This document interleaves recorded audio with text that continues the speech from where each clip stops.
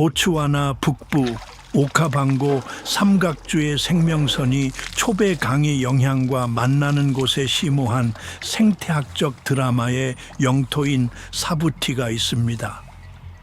이곳은 정적인 경계나 예측 가능한 통치의 왕국이 아니라 어떤 포식자보다 더 강력한 힘인 물에 의해 지배되는 유동적인 제국입니다.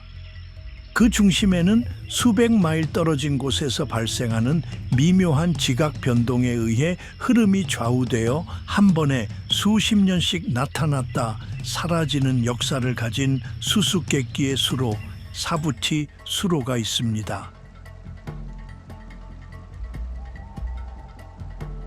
최근 몇 년 동안 그랬듯이 수로가 흐를 때 한때 갈증으로 정의되었던 풍경에 생명을 불어넣습니다.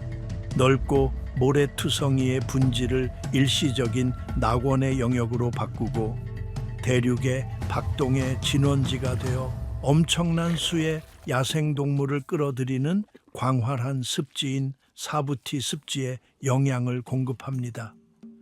공기 자체가 변하여 건조하고 먼지투성이의 날카로움을 잃고 젖은 흙과 으깨진 초목에 짙고 습한 냄새를 풍깁니다.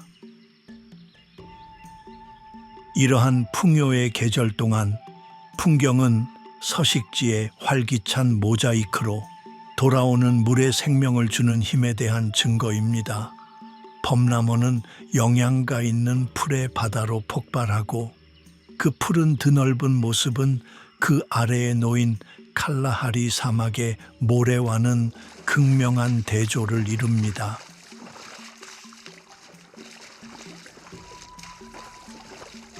키가 큰 기린들은 고요하고 조용하게 이 풀의 바다 위를 배처럼 움직이며 그들의 엄청난 키는 다른 어떤 생물도 가질 수 없는 시각을 제공합니다.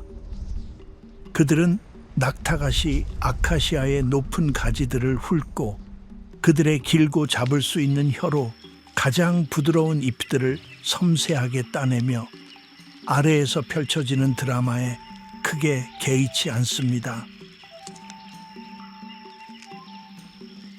주변 지형은 이 지역의 점토가 많은 토양에서 번성하는 빽빽한 모판의 삼림, 콜로포스페르문 모파네와 은터미날리아, 테르미날리아, 세리세아 및 칼라하리, 사과잎, 필레놉테라, 넬시가 지배하는 더 느슨한 사막 삼림지대의 복합적인 혼합입니다.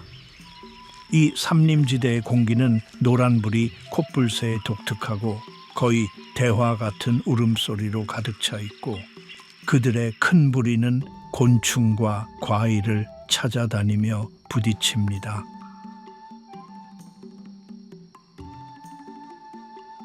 이 삼림지대 곳곳에는 오래전에 죽은 나무들의 뼈대 같은 형태가 침묵의 기념물처럼 서 있으며 한때 메마른 땅에서 키가 크게 자랐다가 수로의 예측 불가능한 복기로 인해 물에 잠긴 과거의 건조한 시기의 유물입니다. 이 풍부하고 다양한 식물의 테피스트리는 똑같이 인상적인 다양한 동물을 지원하여 아프리카에서 가장 강렬하고 매혹적인 야생동물 상호작용을 위한 완벽한 무대를 만듭니다. 습지가 가득 차고 방목지가 끝없이 펼쳐지는 이 풍요의 시기에 이 습지 제국의 지배 왕조는 그들의 권력을 공고히 합니다. 수십 년의 생존으로 단련된 강력한 사회 단위인 마시 프라이드 사자 무리가 이곳을 지배합니다. 그 핵심에는 혈연과 공유된 목적에 의해 삶이 얽혀있는 암사자 자매들이 있습니다. 그들의 우두머리는 경험 많은 암컷 지도자 칼리입니다. 그녀의 존재는 단 하나의 모든 것을 소비하는 목표, 즉 무리의 영속에 바쳐집니다.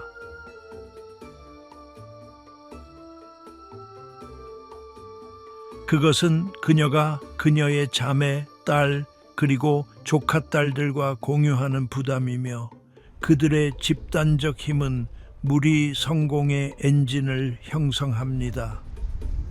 그들을 보호하고 다음 세대를 낳는 것은 거주 수컷인 마코입니다. 그는 힘의 구현이며 그의 순전한 신체적 힘과 깊고 공명하는 포효는 외부 도전자들의 끊임없는 압력에 대한 방어벽 역할을 하는 강력한 존재입니다. 그의 포효는 단순한 소리가 아닙니다. 그것은 새벽에 평원을 가로질러 울려 퍼지는 소유권의 선언이며 감히 침입하려는 모든 사람에게 경고입니다. 마코의 포효는 의도의 성명서이지만 무리의 진정한 토대는 암사자들의 깨지지 않는 유대입니다. 그는 통치가 계절로 측정되는 임시적인 왕이자 수호자입니다. 그들은 세대를 통해 흐르는 피의 강, 영구적인 왕조입니다. 그의 힘은 그들의 유산을 위한 방패이지만 그것은 그가 매일매일 방어해야 하는 방패입니다.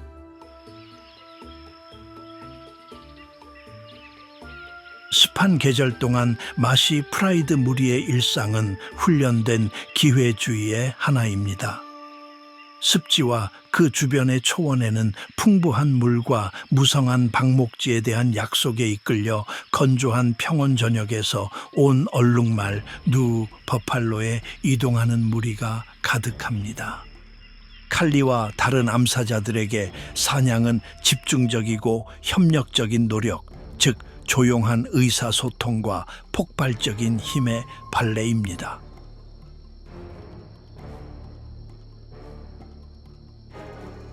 그들은 어둠이나 습지에 키 큰 풀을 이용해 부채꼴 모양으로 퍼져 그들이 선택한 목표물을 둘러쌉니다. 잠행은 인내에 대한 명강의이며 모든 근육은 감겨있고 모든 감각은 경계합니다. 귀를 한번 튕기거나 자세를 미묘하게 바꾸는 것만으로도 마지막 돌격을 알리는데 충분합니다. 강력한 누우나 난폭한 버팔로를 쓰러뜨리는 그들의 성공은 그들 자신과 막강한 수컷뿐만 아니라 무리의 가장 중요한 자산인 새로운 세대의 새끼들에게도 먹이를 제공합니다. 조밀한 덤불 깊숙이 숨어있는 이 작고 얼룩덜룩한 생명체들은 왕조의 미래, 다가오는 어려운 시기의 병사이자 사냥꾼을 나타냅니다. 그들의 생존은 가장 중요하며 무리의 번영을 측정하는 궁극적인 척도입니다. 그러나 이 계절의 겉보기에는 평온함은 기만적입니다. 사실 이 계절은 휴식의 기간이 아니라 중요한 전략적 투자의 기간입니다. 사부치의 경제에서 풍요는 빚이며 그 청구서는 항상 돌아옵니다. 풍부한 먹이로부터 얻은 인격 에너지는 여가에 낭비되지 않습니다. 그것은 장기적인 생존 전략에 세심하게 투입됩니다. 협력적 힘에 바로 그 조직인 사회적 유대는 수시간의 공동 휴식과 세심한 그루밍을 통해 강화되며 거친 혀는 파리를 긁어내고 계층을 강화합니다.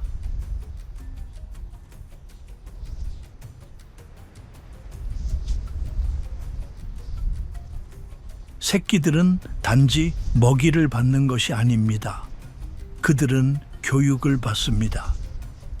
그들의 겉보기에는 근심 없는 놀이, 어미의 꼬리에 덤벼들고 형제 자매들과 씨름하는 것은 그들이 잠행, 추격, 싸움의 필수적인 기술을 연마하는 교실입니다. 이것들은 언젠가 삶과 생계의 차이를 의미하게 될 교훈입니다. 사냥하는 암사자들은 그들의 근육과 체력을 만들고 유지하며 그들의 몸은 추격에 잘 조율된 도구가 됩니다. 왕인 마코는 그늘에서 쉬면서 그의 엄청난 힘을 보존하고 자원이 줄어들면서 필연적으로 격렬해질 맹렬한 영토 싸움을 위해 그의 힘을 비축합니다. 모든 가득 찬 배는 다가오는 기근에 대한 예금이며 건조한 계절을 통해 무리의 바로 그 생존이 구축될 기반입니다. 그러나 모든 왕국에는 그늘이 있으며 다른 여왕이 지켜보고 있습니다.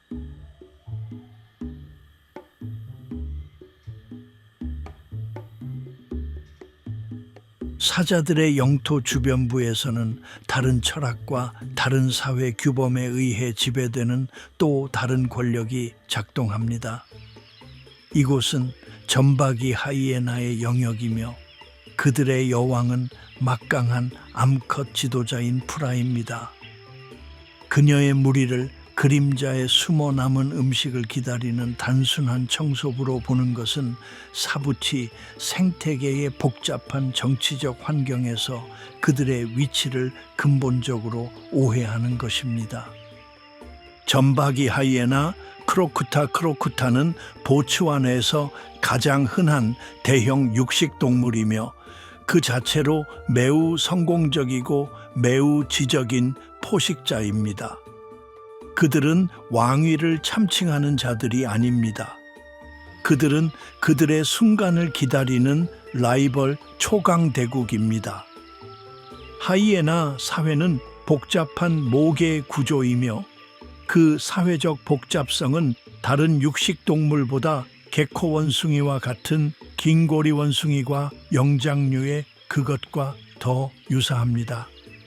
무리는 지배적인 암컷이 이끄는 사회 정치의 소용돌이입니다.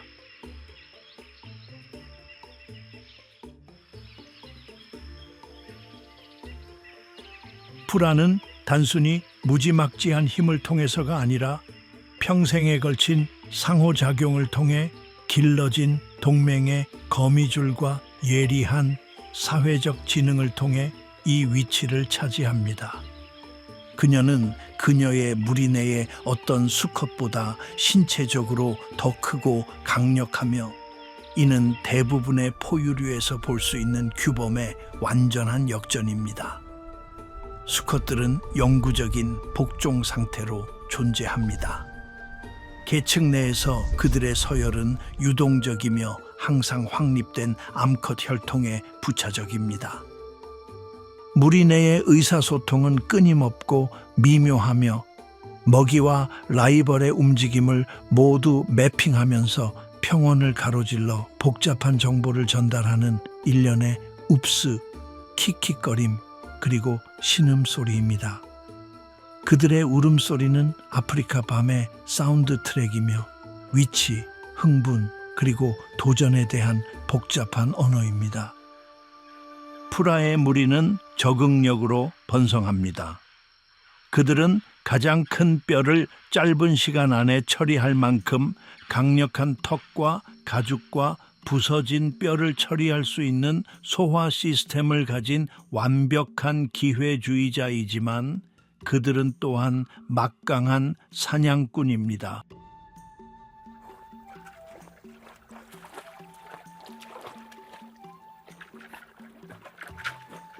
그들은 조직적인 그룹으로 사냥하여 성인 누우만큼 큰 먹이를 추적하고 제압할 수 있으며 추격에서의 그들의 예외적인 지구력은 종종 그들의 고양이와 라이벌의 그것을 능가합니다. 풍부한 이동성 먹이가 있는 습한 계절 동안 그들은 뿌리를 캐는 흩어져 있는 멧돼지나 임팔라 무리의 어린 개체와 같이 더 정지된 목표물에 집중할 수 있습니다. 그러나 그들의 시선과 야망은 결코 사자들에게서 멀리 떨어져 있지 않습니다. 사자와 하이에나 사이의 경쟁은 고대하고 본능적이며 동일한 자원에 대한 직접적이고 끊임없는 경쟁입니다. 이 갈등은 사부치의 압축된 생태계에서 특히 강렬하며 영화 제작자와 연구자들이 그들의 용서 없는 본성을 직접 목격하면서 유명하게 기록된 역동성입니다. 한 마리의 하이에나는 마코와 같은 완전히 자란 수컷 사자를 본능적으로 두려워하며 그의 순전한 힘은 직접적인 대결에서 압도적일 수 있습니다. 그러나 프라의 무리와 같은 크고 조직적인 무리는 끈질긴 협박 캠페인을 통해 그들의 힘들게 얻은 사냥감으로부터 전리품을 훔치려 시도하면서 기꺼이 혼자 있거나 작은 그룹의 암사자들을 괴롭힐 것입니다. 사람들은 하이에나를 보고 청소부라고 생각합니다. 그들은 요점을 놓치고 있습니다. 프라의 무리는 구호를 기다리고 있는 것이 아닙니다. 그들은 정보국을 운영하고 있습니다. 그들의 킥킥거림은 웃음이 아닙니다. 그것은 복잡한 정보의 방송입니다. 이것은 단순한 먹이를 위한 싸움이 아닙니다. 그것은 전략, 숫자, 그리고 오해된 만큼 심오한 사회적 지능으로 싸우는 냉전입니다. 혼동하지 마세요. 프라의 전략은 인내, 관찰, 그리고 세심한 계산의 하나입니다. 그녀의 힘은 마코의 통치를 규정하는 압도적인 힘과 같은 토대 위에 구축되지 않았습니다. 전성기 마시 프라이드와의 직접적이고 대칭적인 대결은 비용이 많이 들고 에너지와 생명을 어리석게 소모하는 것입니다. 대신 하이에나의 경쟁 전략은 비대칭적입니다. 그들은 사자들의 개별적인 힘에 맞서 그들의 우월한 숫자, 겉보기에는 지칠 줄 모르는 지구력, 그리고 그들의 끈끈한 사회적 결속을 활용합니다. 프라의 영역은 정보의 영역입니다.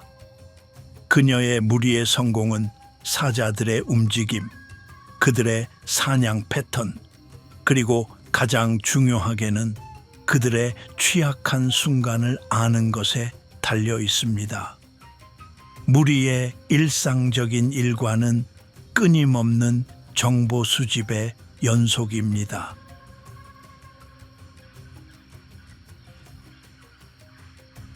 영토 경계를 순찰하고 강력한 후각 신호로 냄새를 표시하며 항상 귀 기울여 사냥 소리, 고통받는 먹이에 미친 듯한 울음소리 또는 최근 전리품을 알리는 독수리의 징후적인 선회를 듣습니다. 그들은 사자들의 방어를 끊임없이 조사하고 그들의 결의를 시험하며 마코가 부재하거나 암사자들이 힘들고 지친 사냥 후에 지쳐있고 수적으로 열세일 때와 같은 빈틈, 즉 기회를 기다립니다.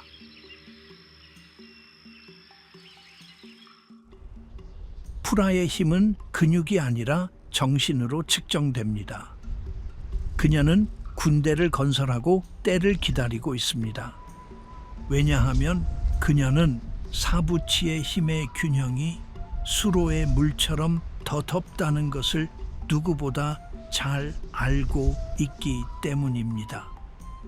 평온의 거대한 정치 너머 고독한 삶이 신락같이 매달려 있습니다. 사자와 하이에나의 거대한 정치적 투쟁에서 벗어나 고독, 은밀함, 그리고 끊임없는 경계로 정의되는 다른 종류의 존재가 펼쳐집니다. 이곳은 표범 사피의 세계입니다. 그녀는 사부치의 위대한 포식자들 중 가장 잡기 힘든 존재로 고대 잠자는 짐승처럼 풍경을 장식하는 숲과 바위 투성이의 화관감 노두, 즉 코피에서 유령과 같습니다. 그녀의 힘은 힘이나 사회적 협력에서 비롯된 것이 아니라 보이지 않게 남아있고 숲의 얼룩덜룩한 빛과 그림자 속으로 녹아드는 그녀의 심오한 능력에서 비롯됩니다. 고독한 사냥꾼으로서 사피의 삶은 위험 관리의 걸작입니다. 그녀는 무리의 무지막지한 힘이나 무리의 압도적인 숫자에 의존할 수 없습니다.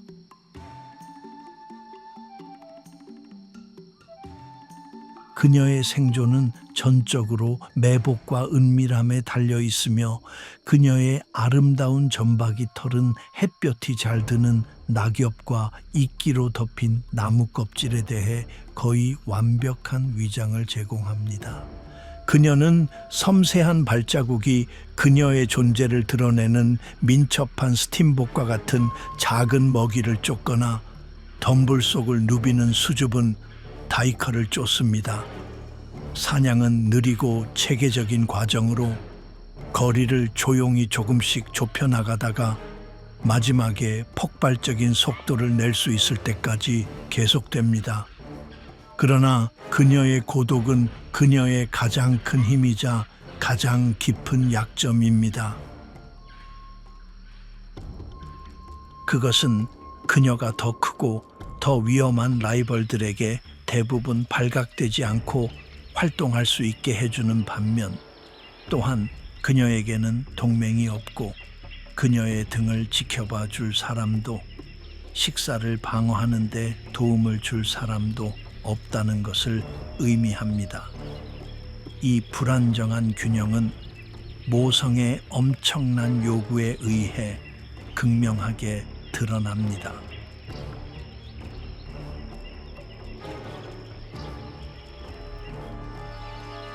암컷 표범에게 이 풍경에서 새끼들을 키우는 것은 모든 면에서 위험으로 가득 찬 세상에서 특별한 헌신을 하는 행위입니다. 사피는 사냥이라는 고독하고 위험한 일에 착수하는 동안 때로는 며칠 동안 새끼들을 숨겨두어야 합니다. 그녀의 굴은 신중하게 선택된 안식처로 더 큰 몸체에는 통과할 수 없는 조밀한 덤불, 코피의 고대 화관감 내의 깊은 틈새, 또는 하늘로부터 숨겨진 어두운 동굴 등 사자와 하이에나의 항상 경계하는 눈과 예리한 코로부터 그녀의 취약한 새끼들을 숨길 수 있는 모든 것입니다. 모든 사냥은 시간에 대한 도박이자 신경의 시험입니다. 그녀가 더 오래 떨어져 있을수록 그녀의 냄새 흔적이 교차되거나 그녀의 새끼들의 희미한 울음소리가 지나가는 포식자에게 들릴 위험이 더 커집니다.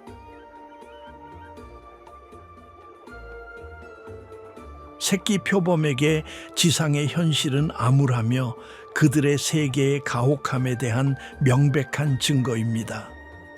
남부 아프리카에서는 사부티와 같은 보호구역의 상대적인 안전 내에서도 그들에게 불리한 상황이 쌓여 있습니다. 다른 포식자들, 특히 사자와 하이에나는 주저없이 미래의 경쟁자를 제거할 것입니다. 라이벌 수컷 표범들도 본능에 의해 그들 자신의 혈통을 위한 길을 열기 위해 위협을 가합니다.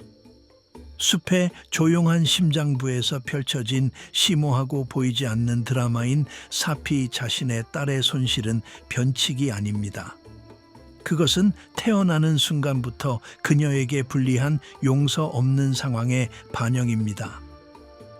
사피의 존재는 사자들의 왕조적 야망과 하이에나들의 전략적 인내에 대한 중요한 반대 서사를 제공합니다. 그녀에게 그들의 제국은 정복해야 할 왕국이 아니라 무한한 주의를 기울여 항해해야 할 적대적인 환경입니다.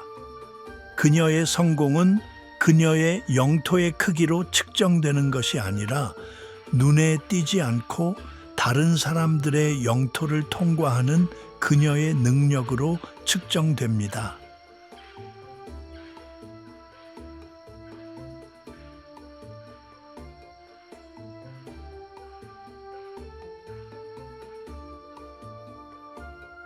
그녀의 세계는 안전한 피난처, 탈출로, 주로 그녀가 식사를 확보하고 그녀의 강력한 라이벌들로부터 피난처를 찾을 수 있는 튼튼하고 오를 수 있는 나무, 그리고 그녀가 비밀리에 활동할 수 있는 은밀한 사냥터의 복잡한 정신적 지도입니다. 그녀는 사부티에서 세 번째 뚜렷한 생존 전략을 나타냅니다. 그것은 마시 프라이드의 압도적인 힘도 프라의 무리의 협력적인 지능도 아니며 고독한 전문가의 계산된 고위험 존재입니다. 그녀의 이야기는 제국을 통치하는 것이 아니라 한 번에 한 걸음씩 조용하고 신중한 걸음으로 제국을 능가하는 것입니다. 위대한 포식자들의 높은 드라마 아래 다른 종류의 힘이 사부치, 덤불을 통해 움직입니다. 순전히 불굴의 의지에 의해 활기를 띤 낮게 처진 흑백의 공성퇴입니다. 이곳은 벌꾸로 소리의 영역입니다. 그것은 제국의 규칙을 따르지 않는 동물입니다. 그것은 표범의 인내심 있는 은밀함이나 사자의 압도적인 힘을 소유하지 않습니다. 그것의 주요 생존 도구는 전설적이고 거의 병적인 대담함입니다. 그것의 명성은 폭풍 전선처럼 그것보다 앞서 나갑니다. 벌꾸로 소리는 비대칭 전쟁의 살아있는 교훈입니다.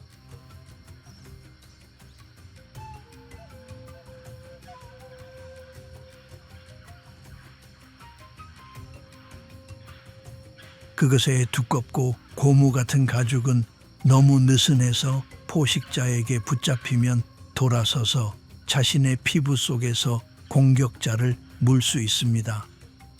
그것의 강력하고 삽 모양의 발톱은 사냥의 무기라기보다는 발굴 도구이며 딱정벌레 유충, 전갈, 그리고 설치류를 추적하기 위해 땅을 파헤치거나 무시무시한 흰개미 둥지를 찢어버리는 데 사용됩니다. 그것은 끈질긴 먹이 사냥꾼이며 그것의 예리한 후각은 숨겨진 기회의 세계를 통해 그것을 안내합니다. 그것의 가장 유명한 사냥감은 뱀입니다. 그것은 주저하지 않고 그 지역의 가장 독성이 강한 뱀 중 일부를 공격하고 잡아먹으며 그들의 독소에 대한 놀라운 저항력을 부여하는 생리학을 가지고 있습니다.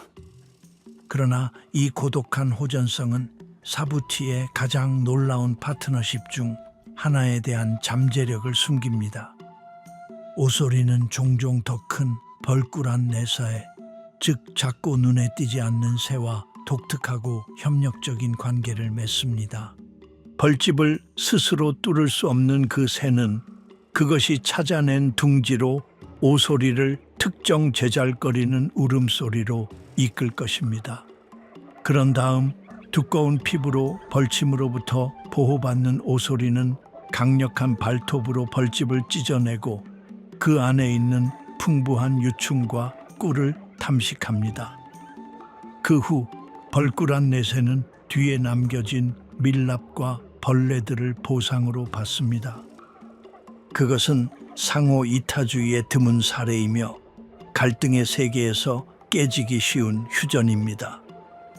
양보를 거부하는 것으로 정의되는 동물에게 이 동맹은 이 풍경의 모든 생명의 밑바탕이 되는 복잡하고 숨겨진 협상에 대해 무엇을 말합니까?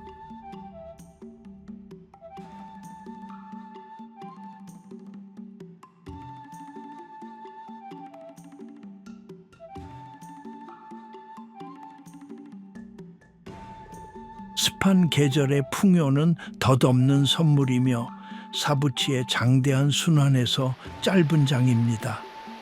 몇 달이 지나면서 아프리카의 태양은 그 눈부심을 강화하고 생명을 주는 비는 멈춥니다. 일반적으로 5월부터 10월까지 지속되는 건조한 계절은 풍경에 대한 지배력을 주장하기 시작합니다. 변화는 심오하고 끈질깁니다.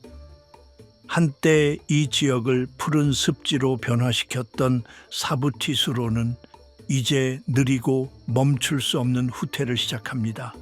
수위는 매일 떨어지고 한때 반짝이는 물의 표면이었던 범람원은 말라붙고 갈라지고 먼지로 변합니다. 한때 푸르고 즙이 많았던 무성한 풀들은 뜨거운 바람에 바스락거리는 부서지기 쉬운 금빛 줄기로 변합니다. 땅 자체는 숨을 죽이고 깊고 심오한 금욕의 시기로 들어서는 것 같습니다. 이 극적인 환경적 변화는 생명의 분포에 있어서 똑같이 극적인 변화를 촉발합니다. 포식자들의 식단에 바로 그 초석을 형성했던 얼룩말과 누의 광대한 이동하는 무리는 더 이상 메마르고 영양분이 부족한 평원에서 스스로를 유지할 수 없습니다.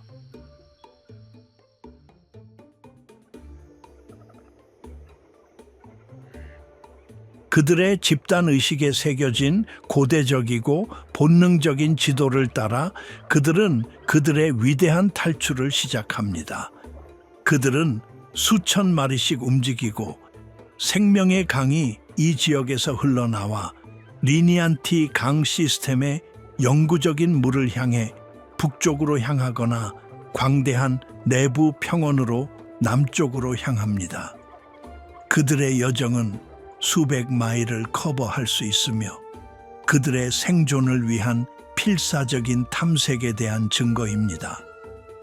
그들의 출발은 사부티의 식료품 저장고를 비웁니다. 뒤에 남겨진 포식자들에게 이것은 엄청난 압력의 시간입니다. 남아있는 동물들, 임팔라, 멧돼지, 그리고 쿠두는 점점 더 경계하고 몇 안 되는 줄어드는 물웅덩이 주위에 집중됩니다. 그리고 여기 이 마지막 피난처에서 새롭고 고대의 힘이 무시무시한 권위로 그 존재를 드러냅니다. 나일 악어들, 그들 중 일부는 평원에 있는 어떤 사자보다도 더 오래된 살아있는 유물들이 진흙투성이에 줄어드는 웅덩이에 집중됩니다. 그들의 위협적인 고요함은 그들의 눈과 콧구멍만이 수면을 깨뜨리며 간단한 마시는 행위에 새로운 위험의 층을 더합니다.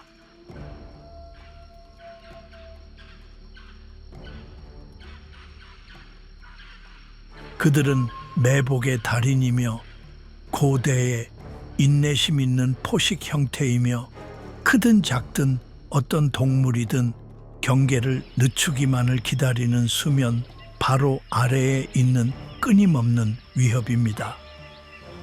굶주림에 직면한 사부티의 사자들은 수많은 세대에 걸쳐 놀랍고 위험한 전통을 발전시켜 왔습니다. 그들은 코끼리를 사냥하는 법을 배웠습니다.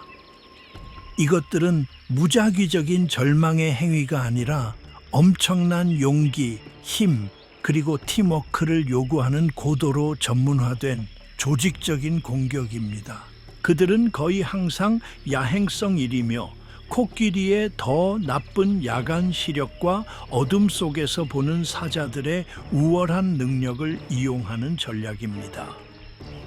무리는 그들의 크기와 힘이 사실상 무적하게 만드는 거대한 성인 수컷들을 목표로 하지 않으며 그들의 가족을 맹렬하게 방어하는 경계하고 공격적인 암컷 우두머리들도 목표로 하지 않습니다. 대신 그들은 무리에서 가장 취약한 구성원들에게 그들의 노력을 집중합니다.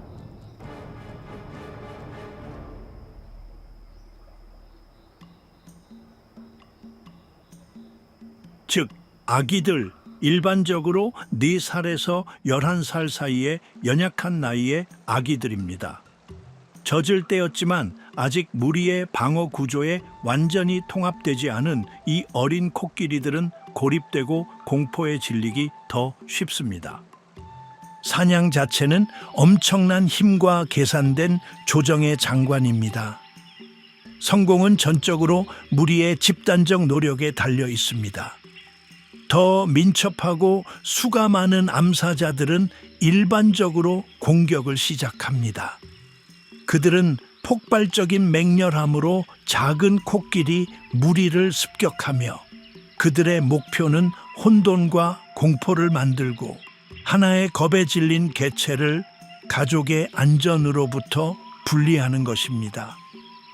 그런 다음 여러 암사자들이 코끼리의 등에 뛰어오르려 시도하고 그들의 발톱은 그들이 척추를 끈질기게 물어뜯으면서 단단히 박히고 그들의 결합된 무게는 살아있는 닷 역할을 하며 강력한 동물을 느리게 하려고 노력합니다.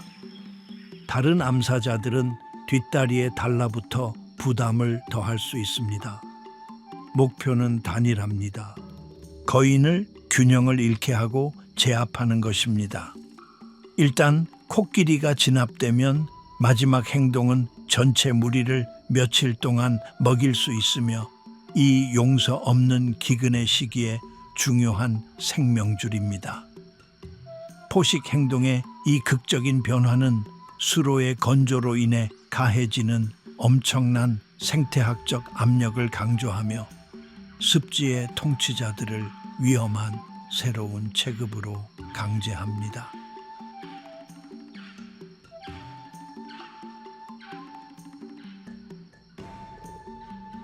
코끼리 위에서 사자를 처음 보면 세상이 고요해집니다.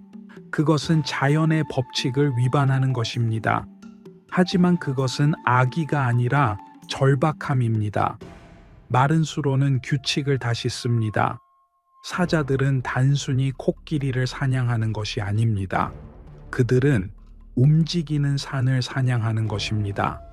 그것은 땅의 궁극적인 고난에서 태어난 그들의 용기에 대한 궁극적인 시험입니다.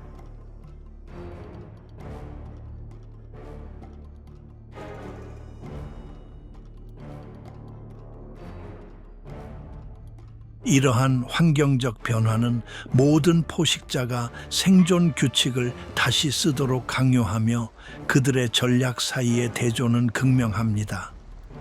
풍요의 계절에 마시 프라이드는 이동하는 얼룩말, 누, 그리고 버팔로를 먹이로 하여 강력해지며 겉보기에는 끝없는 풍요를 누립니다.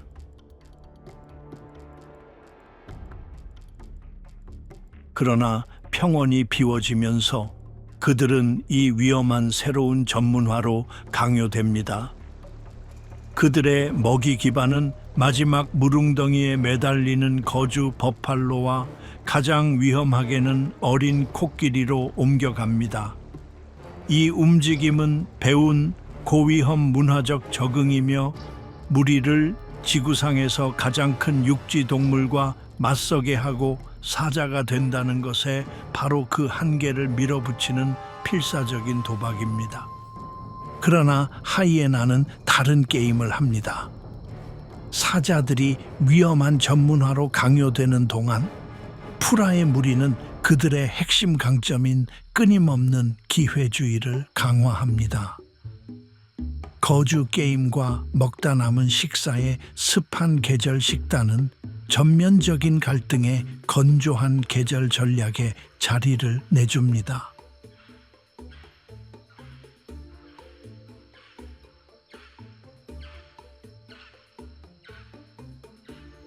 그들의 우월한 지구력과 뼈를 으깨는 턱은 부족과 질긴 사체의 풍경에서 주요 자산이 됩니다. 식사를 훔치는 것이 그들의 주요 전술이 되어 그들의 초점을 단순한 포식에서 그들의 지친 라이벌에 대한 소모전으로 옮깁니다. 그리고 표범 사피와 같은 고독한 사냥꾼에게는 규칙이 또다시 바뀝니다. 물이나 클랜의 힘이 부족한 그녀의 생존은 항상 은신과 다양한 작은 먹이 식단에 달려 있었습니다. 건조한 계절이 격렬해지면서 그녀의 기회주의는 극단으로 밀려납니다.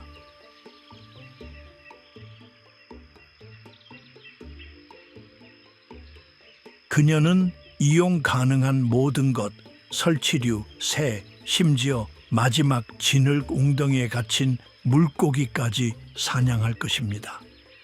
그러나 이것은 그녀를 더 큰 갈등으로 몰아넣고 모든 부족한 수원에서 더 높은 농도의 위험한 경쟁자들과 싸우도록 강요합니다. 그녀에게 은신은 더 이상 단순한 사냥 기술이 아닙니다. 그것은 생존의 가장 중요한 원칙입니다. 이러한 다른 길들은 근본적인 진실을 보여줍니다. 건조한 계절은 모든 생물의 적응 한계를 끈질기게 시험하는 도가니입니다. 마시 프라이드에게 그것은 그들의 제국의 운명을 결정할 거인들에 대한 위험한 도박입니다. 그러나 무리의 집단적 힘으로부터 고립된 다른 사자들에게는 고난이 훨씬 더 심각합니다. 그리고 북쪽에 있는 한 여왕에게는 왕의 배신으로 인해 고난이 가중됩니다.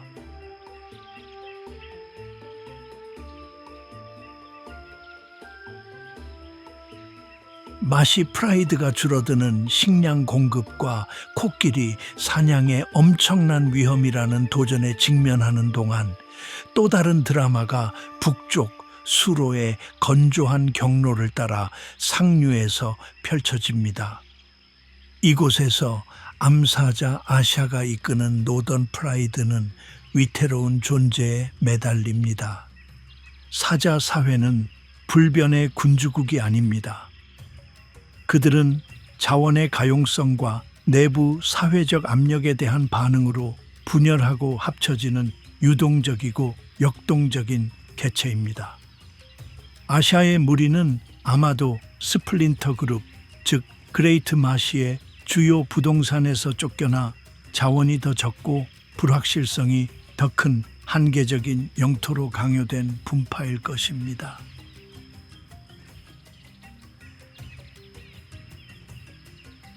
그녀의 이야기는 버림받음의 이야기입니다.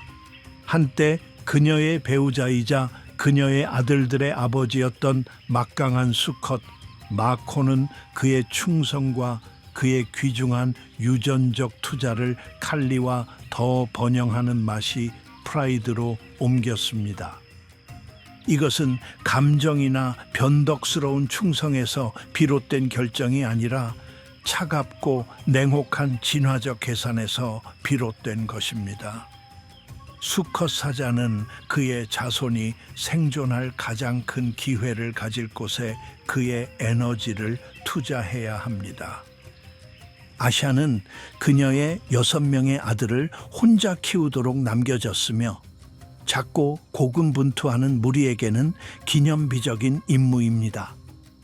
그러나 그녀의 고난은 운명의 잔인한 반전에 의해 더욱 가중되려고 합니다. 그녀의 아들들이 번식 연령에 접근함에 따라 그들의 커지는 크기와 힘은 그들의 아버지의 눈에 그들을 자산에서 부채로 변화시킵니다. 마코는 재회를 위해서가 아니라 계산을 위해 그의 이전 영토로 돌아옵니다. 용서 없는 사자의 세계에서 혈통의 보존에 관해서는 감정을 위한 여지가 없습니다. 젊은 수컷들은 근친 교배를 막고 거주 수컷들에 대한 미래의 경쟁을 제거하기 위해 그들의 태어난 무리에서 예외 없이 쫓겨납니다. 마코의 행동은 선제 공격입니다.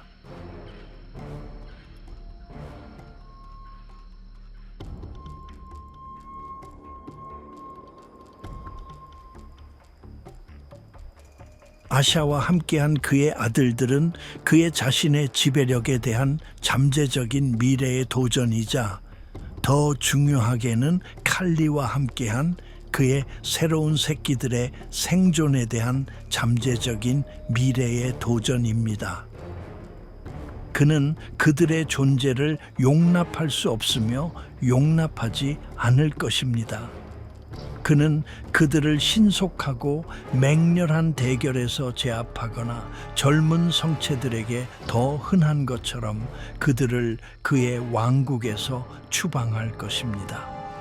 그들은 생존 확률이 극도로 낮은 엄청난 취약성의 기간인 유목민의 위험한 삶으로 강요됩니다. 그들은 이제 자신들의 것이라고 부를 영토 없이 라이벌 수컷과 확립된 무리로 가득 찬 적대적인 세계를 헤쳐나가야 합니다. 이러한 가혹한 현실은 사자 사회의 핵심 원칙입니다. 새로운 수컷들이 무리를 장악할 때 그들은 암울하지만 강력한 번식 전략을 가지고 있습니다. 그들은 이전 정권의 종속적인 새끼들을 모두 제거할 것입니다.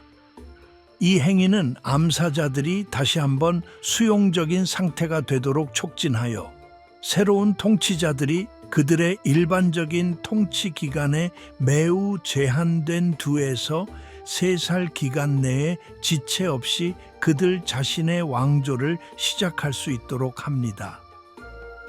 마코의 자신의 아들들을 추방하는 것은 이 동일한 원칙의 무자비한 확장입니다. 그는 그의 주요 유전적 투자를 보호하기 위해 그의 자신의 가계도를 정리하고 있습니다. 버림받음과 추방의 가족 드라마는 사실 자원 할당과 경쟁적 배제, 즉 사자의 번식 전략을 형성하는 근본적이고 비감정적인 힘에 대한 냉철하고 명확한 시연입니다.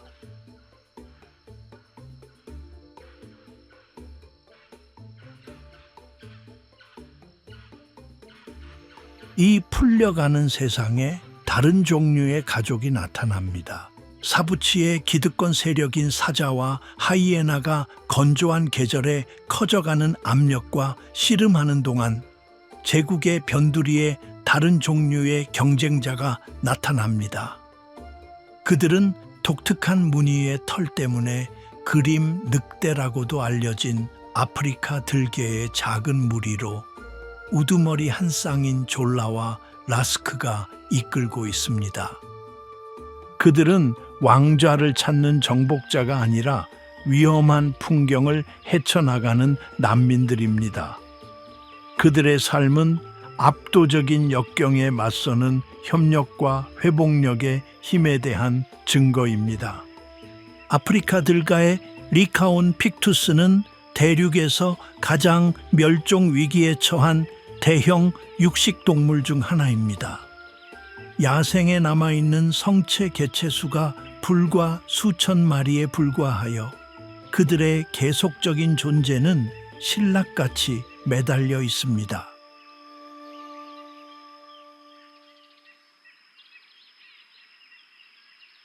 보츠와나는 광활하고 울타리 없는 보호구역으로 세계에 남아있는 인구의 상당 부분을 품고 있는 중요한 거점 역할을 합니다. 그러나 심지어 이곳, 이 상대적인 안식처에서도 그들의 삶은 끊임없는 움직임과 임박한 위협의 하나입니다. 들개는 본성적으로 유목민이며 수백 제곱마일에 달할 수 있는 거대한 서식지를 필요로 합니다. 이 떠돌이 생활 방식은 그들을 서식지 파편화에 매우 취약하게 만들고 인간 및 다른 포식자들과 빈번하고 종종 중대한 갈등을 야기합니다.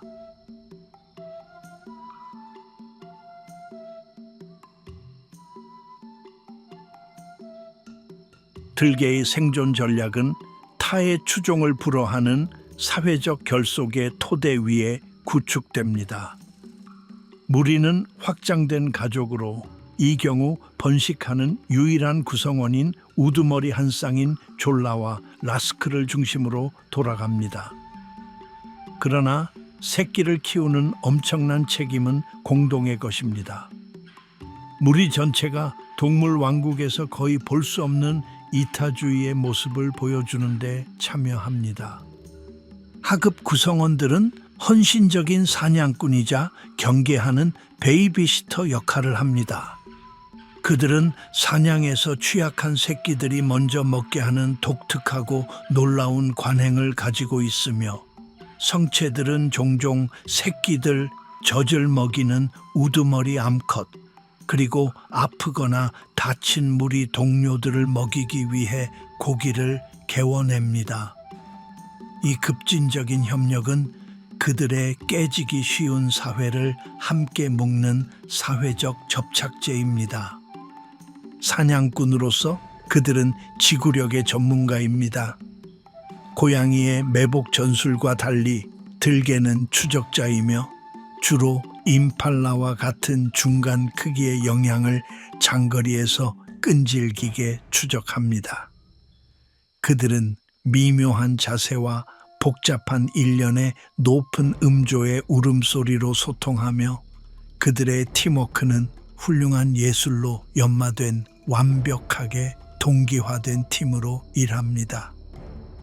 그들의 사냥은 놀라울 정도로 높은 성공률을 가지고 있어 그들을 아프리카에서 가장 효율적인 포식자 중 하나로 만듭니다.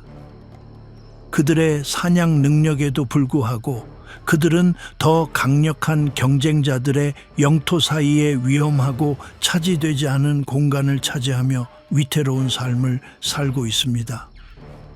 사자는 그들의 숙적이며 먹이를 위해서가 아니라 기회가 생길 때마다 경쟁을 제거하기 위해 그들을 제거합니다.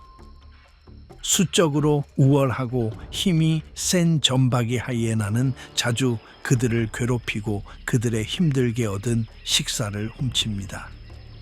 졸라와 라스크의 작은 무리에게 사자와 하이에나가 지배하는 사부치의 풍경에서 생존은 끊임없는 경계, 속도, 그리고 회피의 문제입니다. 그들의 존재는 제국의 또 다른 복잡성을 더하며 무지막지한 지배가 유일한 생존의 길이 아니라는 것을 보여줍니다. 사자가 압도적인 힘을 소유하고 표범이 은밀함을 완성한 곳에서 들개는 사회적 시너지를 진화시켰습니다. 그들의 무리는 하나의 단일한 초유기체로 기능하며 서로에 대한 그들의 맹렬한 충성심은 감상적인 선택이 아니라 생존을 위한 근본적인 요구사항입니다. 결국 심지어 몇 명의 구성원들의 손실도 사냥 효율성과 전체 무리의 장기적인 생존력을 위태롭게 할 수 있으며 모든 생명을 귀중하게 만들고 모든 위협을 실존적으로 만듭니다. 그리고 그것은 전례 없이 시험받을 것입니다.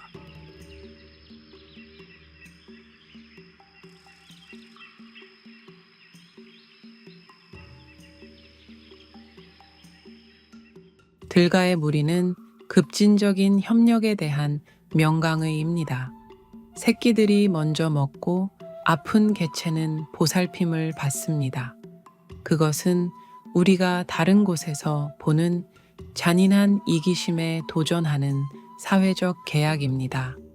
그러나 그 똑같은 이타심이 그들의 취약점입니다. 그들은 철권의 라이벌들로 가득한 세상에서 섬세한 충성의 사슬입니다. 하나의 고리를 잃는 것은 전체 사슬이 산산조각 날 위험을 감수하는 것입니다. 이제 사자들이 약해지자 인내심 강한 그림자의 여왕이 움직입니다. 건기가 최고조에 달하면서 태양은 구워지고 메마른 풍경 위로 쉴 새 없이 내리쏩니다. 한때 사자들에게 유리했던 그레이트 마시의 생태학적 균형은 이제 극적으로 기울어집니다.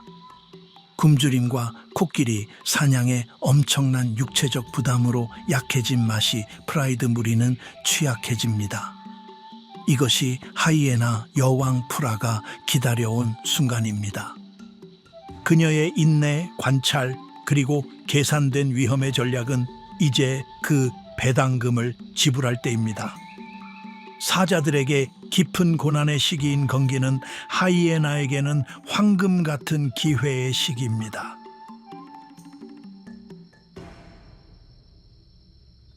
그들의 전설적인 체력, 덜 전문화된 식단, 그리고 마른 뼈와 질긴 가죽에서 영양분을 얻는 그들의 독특한 능력은 이 혹독한 환경에서 그들에게 뚜렷하고 결정적인 이점을 제공합니다.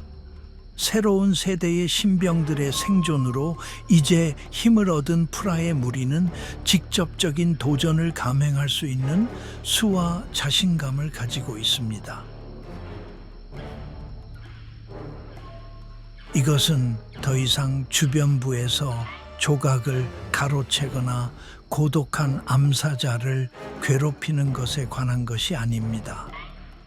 이것은 습지의 통치자들을 찬탈하기 위한 전략적인 캠페인입니다. 하이에나의 공세는 사자들이 쓰러뜨리는 모든 큰 사체를 두고 벌이는 소모전입니다. 그들은 집단적 힘과 심리전의 과시인 모빙으로 알려진 전술을 사용합니다.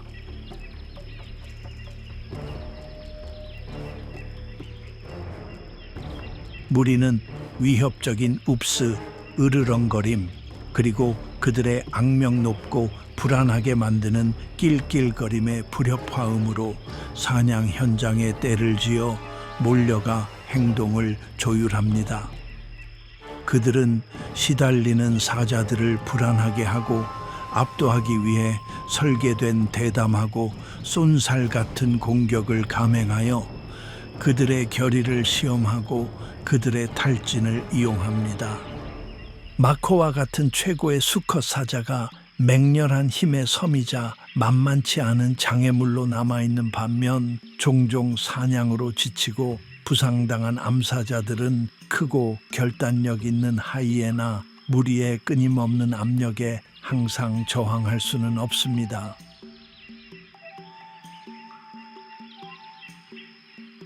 모든 주요 전리품은 사부치의 전체 청소부 길드에 초점이 됩니다. 엄격하고 무자비한 계층에 의해 지배되는 시끄럽고 혼란스러운 집회입니다. 정점에는 주요 포식자인 사자들이 있습니다. 바로 그들 아래에는 그들에게 직접 도전할 수 있는 유일한 경쟁자인 점박이 하이에나가 있습니다. 이 두 거인이 충돌할 때 그들의 격렬한 갈등은 하위 계층에게 기회를 만듭니다. 교활한 검은등 자칼과 강력한 모니터 도마뱀은 싸움의 가장자리를 순찰하며 그들의 눈은 끊임없이 상황을 평가합니다. 그들은 그들의 상위 개체들이 만든 혼돈을 이용하는 능력에 의존하는 그들의 생존을 위해 혼란 속에서 그들이 할 수 있는 것을 낚아채기 위해 번개 같은 속도로 달려듭니다. 머리 위에는 창백하고 먼지투성이의 하늘에 맞서 또 다른 계층이 펼쳐집니다. 뛰어난 시력을 가진 독수리들은 종종 몇 마일 떨어진 곳에서 성공적인 사냥의 징후를 가장 먼저 발견합니다. 그들은 믿을 수 없는 높이에서 나선형으로 내려오고 그들의 하강은 볼 수 있는 모든 사람에게 위치를 알립니다. 그들은 커져가는 기대의 소용돌이 속에서 나무에 모이지만 그들도 역시 그들의 차례를 기다려야 합니다. 다른 종들은 다른 임무를 위해 장비를 갖추고 있습니다. 크고 강력한 귓불 점박이 독수리들은 그들의 강하고 갈고리 모양의 부리로 종종 통조림 따가의 역할을 하도록 요구되며 큰 동물의 질긴 가죽을 찢습니다. 그들의 행동은 수많은 흰등 독수리와 같은 다른 덜 강력한 종들을 위해 내부의 더 부드러운 조직에 대한 접근을 허용합니다.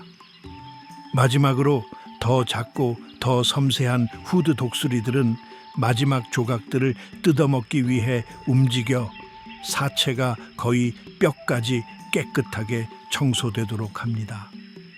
사자와 하이에나 사이의 경쟁은 단순한 우위 다툼 이상입니다. 그것은 사부치의 전체 청소부 경제를 이끄는 엔진입니다. 갈등은 큰 전리품에 대한 사자들의 독점을 깨뜨리고 사체를 분해하고 필수적인 단백질과 지방 공급원을 먹이 그물 전체에 분배하여 수많은 다른 종들을 유지시킵니다. 프라의 공세는 사실상 적대적인 인수이며 역설적으로 중요한 생태계 서비스를 제공합니다. 그것은 눈에 보이는 생태학적 티핑 포인트이며 인내심 있는 지능과 우월한 사회적 협력에 대한 하이에나의 전략이 개별적인 무지막지한 힘에 대한 사자들의 전략을 극복하기 시작하는 순간입니다.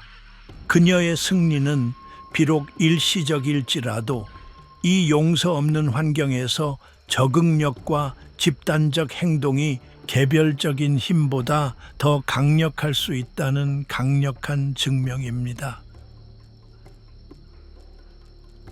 내부 전쟁이 절정에 달하는 바로 그때 훨씬 더 큰 위협이 황야에서 나타납니다.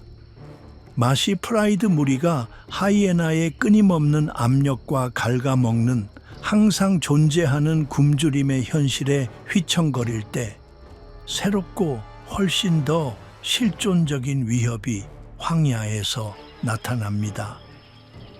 유목 생활을 하는 수컷 사자들의 연합이 영토의 경계에 나타납니다. 유목민의 삶은 끊임없는 노력, 즉 점령할 영토와 정복할 무리를 위한 끊임없고 필사적인 탐색의 하나입니다. 그들의 유일한 생물학적 목적은 기존의 통치자들을 전복시키고 그들 자신의 유전적 왕조를 수립하는 것입니다. 이를 달성하기 위해 그들은 종종 형제나 사촌들과 함께 강력한 연합을 형성합니다.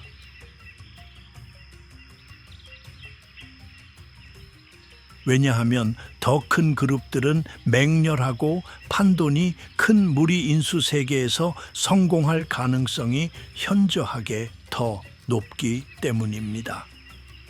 아프리카 사자 개체군의 역사는 그들의 격렬한 캠페인이 광대한 영토를 개척한 그러한 그룹들의 전설로 가득 차 있습니다.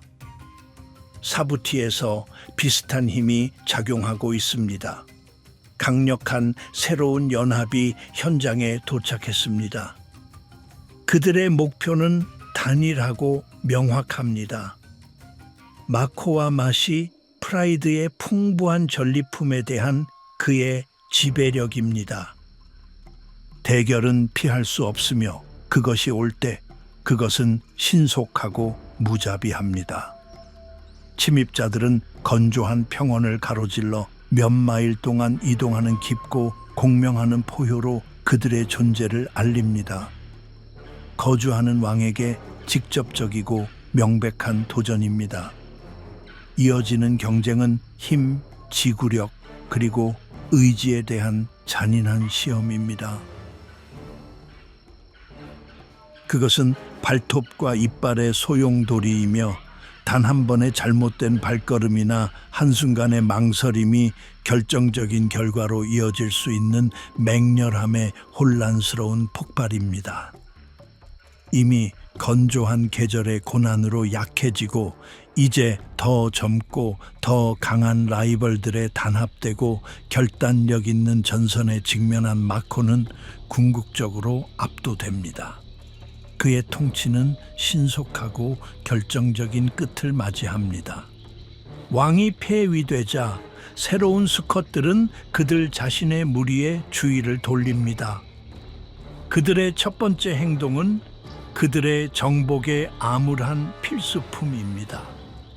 그들은 이전 정권의 모든 어린 의존적인 새끼들을 제거하는 그들의 강력한 번식 전략을 실행합니다. 이것은 이유 없는 잔인함의 행위가 아니라 강력하고 피할 수 없는 진화적 논리에 의해 추진되는 행동입니다. 그들의 전임자의 자손을 제거함으로써 그들은 유전적 라이벌의 혈통을 제거할 뿐만 아니라 결정적으로 그들은 젖을 먹이는 암사자들을 다시 수용적인 상태로 만듭니다.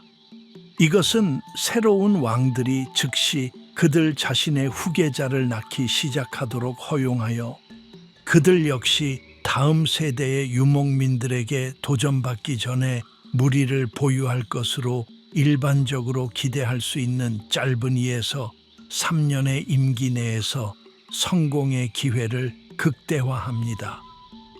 칼리와 다른 암사자들에게 그것은 심오한 비극의 순간이자 끔찍하고 실용적인 선택입니다. 그들은 절망적이고 종종 헛된 모성적 용기의 행위로 그들의 새끼들을 방어하려고 시도할 수 있으며 그들 자신의 생명을 큰 위험에 빠뜨립니다. 그러나 궁극적으로 그들은 새로운 정권에 대해 무력합니다. 그들의 유일한 실행 가능한 장기적인 선택은 복종하고 새로운 통치자들을 받아들이는 것입니다. 무리 인수는 그들의 사회의 정부에서 강제적인 변화인 생물학적 쿠데타입니다. 새끼들의 제거는 그들의 권력을 공고히 하고 그들의 유산을 확보하기 위한 새로운 정권의 암울하지만 필수적인 정책입니다. 이 단일하고 강렬한 사건은 무리의 유전적 미래를 근본적으로 재구성합니다. 그것은 가장 강하고 가장 유능한 수컷 연합만이 그들의 유전자를 전달하도록 보장하는 혹독하고 효율적인 자연 선택의 메커니즘이며 종의 활력을 끊임없이 시험하고 새로 고침합니다. 칼리에게 개인적인 비극은 사자의 장기적인 진화적 서사에서 필수적이고 피할 수 없는 부분입니다. 몰락한 왕국의 먼지 속에서 모든 생존자는 끔찍한 대가를 치릅니다. 건조한 계절의 절정은 생존자들의 풍경을 남깁니다. 각자는 도가니에 깊고 오래가는 흉터를 지니고 있습니다. 제국은 부서졌고 그 통치 권력은 그들의 절대적인 한계까지 시험받았으며 인내의 끔찍한 대가는 이 드라마의 모든 주요 인물의 이야기에 새겨져 있습니다. 버림받은 북쪽의 여왕인 아샤에게 이 계절은 가차없고 가슴 아픈 상실의 하나였습니다. 그녀의 혈통의 희망인 그녀의 아들들은 그들 자신의 아버지에 의해 유목민의 위험한 삶으로 쫓겨났고 그들의 운명은 알 수 없습니다. 이제 한때의 모습의 그림자에 불과하고 거주하는 수컷의 중요한 보호가 없는 그녀의 무리는 평온을 배회하는 모든 위협에 위험하게 취약합니다.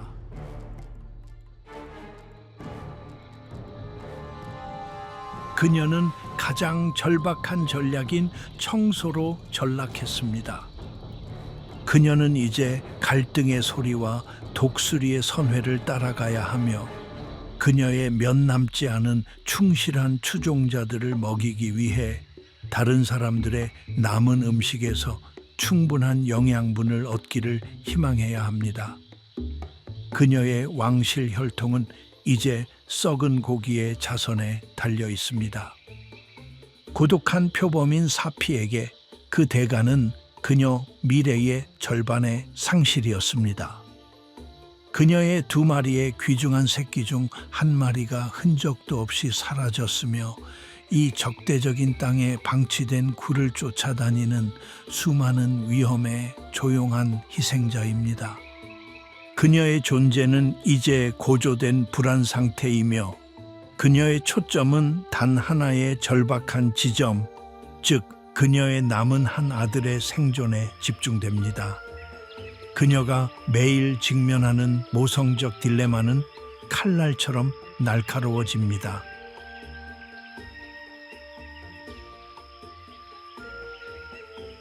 그를 지키기 위해 머무르는 것은 그들 둘 다 굶주림의 위험을 감수하는 것을 의미합니다.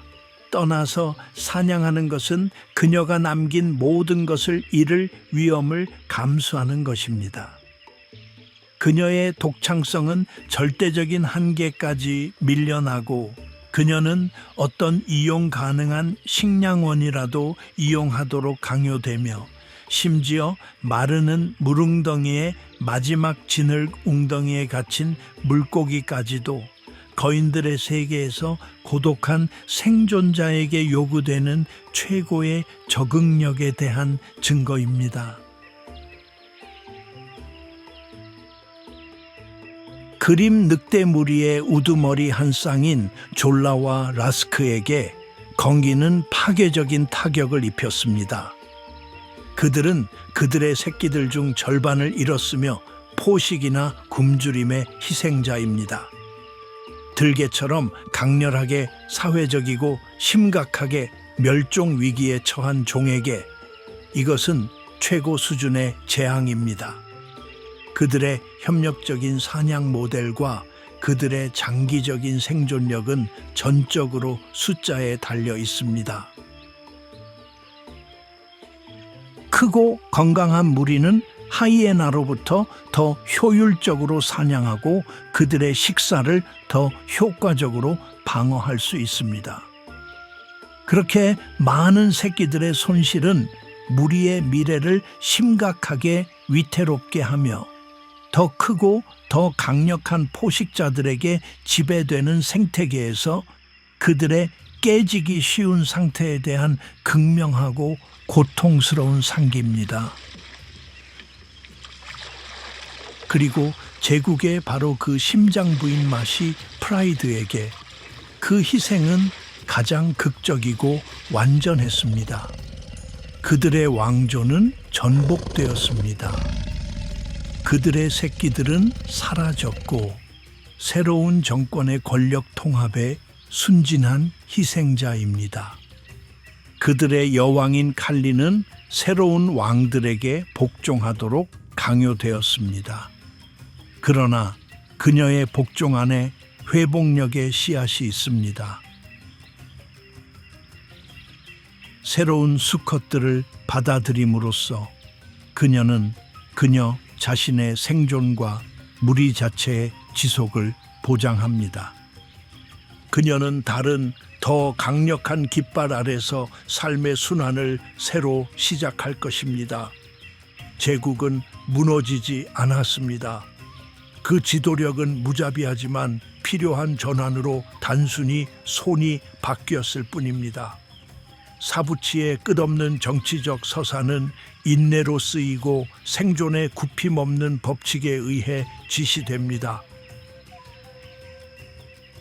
그러나 제국은 왕 그 이상이며 사부티의 진정한 통치자는 항상 돌아옵니다. 몇 달간의 끊임없는 열기와 숨막히는 먼지 후에 미묘한 변화가 공기에 찾아옵니다. 한때 창백하고 끝없이 펼쳐지고 용서 없는 푸른색이었던 하늘은 먼 수평선에 멍든 것처럼 보이는 구름을 모으기 시작합니다.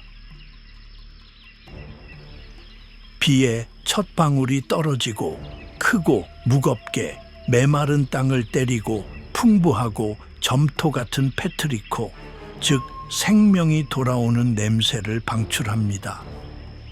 건기에 숨막히는 움켜쥐임은 깨집니다.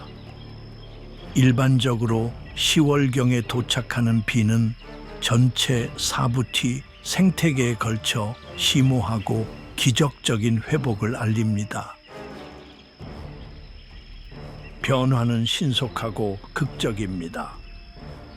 그들의 뿌리 깊은 곳에 생명력을 보존했던 휴면 상태의 풀들은 활기차고 거의 전기적인 녹색으로 평원을 덮으며 살아납니다.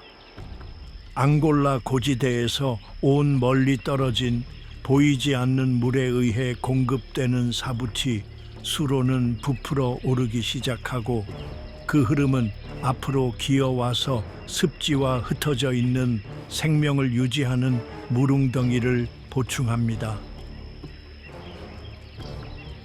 물과 신선한 방목지의 귀환과 함께 얼룩말과 누우의 거대한 이동하는 무리는 그들의 긴 여정을 역행합니다. 그들은 수만 마리씩 사부티로 다시 흘러들어오며 그들의 대열은 이제 갓 태어난 송아지들로 부풀어 있고 그들의 존재는 조용한 평원을 소리와 움직임의 풍경으로 변화시킵니다. 공기는 새로운 소리로 가득 찹니다. 활력을 되찾은 습지에서 나오는 거대한 아프리카 황소개구리의 깊고 목구멍에서 나오는 합창과 수컷들이 먼 곳에 있는 그들의 새끼들에게 물을 다시 가져가기 위해 특화된 배의 깃털을 적시는 물가로 아침 순례를 하는 거대한 모래닭 무리의 윙윙거리는 날개입니다. 강둑을 따라 아프리카 물수리의 날카로운 울음소리가 다시 한번 울려 퍼지며 물고기로 가득 찬 물의 상승으로 그들의 사냥이 다시 가능해졌습니다. 제국의 정치적 환경은 돌이킬 수 없을 정도로 변했습니다. 마시 프라이드는 이제 새롭고 강력한 수컷들의 확고한 통치 아래 재구성됩니다.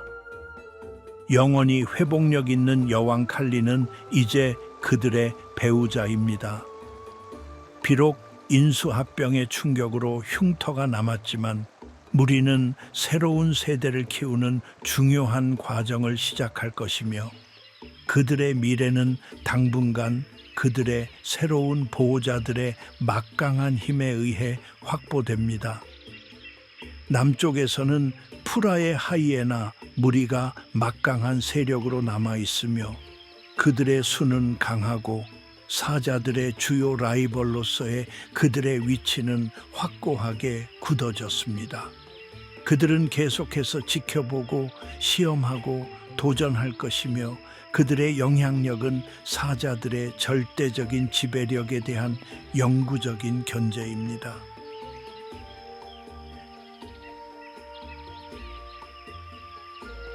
북쪽에서는 아샤의 줄어든 무리가 어떻게든 살아남았고 사피와 그녀의 외아들도 마찬가지이며 그들의 조용한 인내는 불가능한 역경에 대한 조용한 승리입니다. 비록 비극적으로 수가 줄었지만 그림 늑대 무리는 재편성의 느린 과정을 시작하며 그들의 독특한 협력적 유대는 그들의 회복과 미래 성공의 열쇠입니다. 이 회복의 시기에 풍경에 가장 크고 가장 영향력 있는 건축가들, 즉 코끼리들의 심오한 영향을 보는 것이 가능해집니다. 포식자들의 강렬한 드라마 내내 그들은 끊임없이 존재해 왔으며 그들 자신의 삶은 계절의 위대한 순환에 의해 지배됩니다. 그러나 그들은 단순한 참가자나 먹이 이상입니다. 그들은 생태계 엔지니어입니다. 가장 높은 잎에 접근하기 위해 나무를 밀어 넘어뜨리고 아카시아에서 껍질을 벗기고 빽빽한 덤불을 통해 넓은 길을 개척하는 그들의 먹이 찾는 습관은 모든 다른 생물을 위한 서식지를 적극적으로 형성합니다. 이 겉보기에는 파괴적인 행동은 개방된 초원과 빽빽한 숲에 중요한 모자이크를 만들어 방목하는 동물들을 위한 공간을 열어주고 식물 다양성을 촉진하고 포식자 드라마가 펼쳐지는 바로 그 무대를 유지합니다. 그들은 그들의 엄니와 발로 마른 강바닥에서 물을 파고 수많은 다른 종들에게 이익이 되는 오아시스를 만듭니다.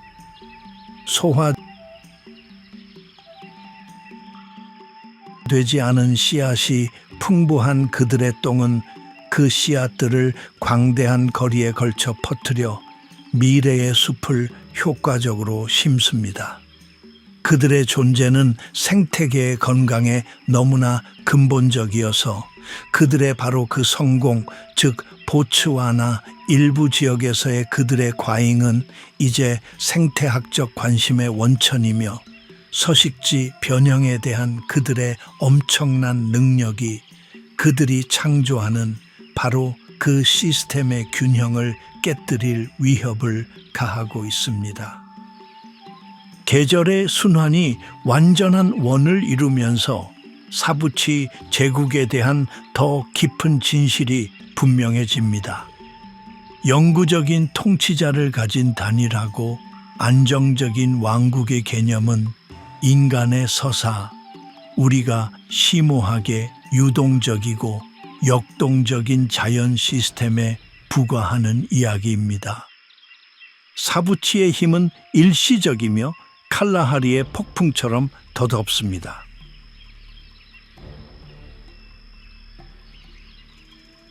진정한 통치자는 환경 그 자체이며 주로 수로에 생명을 주는 물의 주기적인 흐름과 후퇴입니다.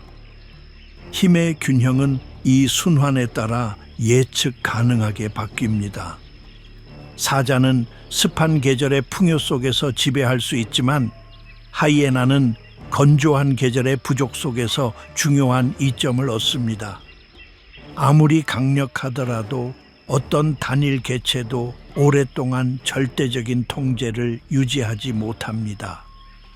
따라서 라이벌 관계는 시스템의 결함이나 왕좌를 위한 단순한 경쟁이 아닙니다. 그것들은 시스템입니다. 끊임없는 경쟁, 사자와 하이에나 사이에 끊임없는 밀고 당기기, 표범의 기회주의적인 존재,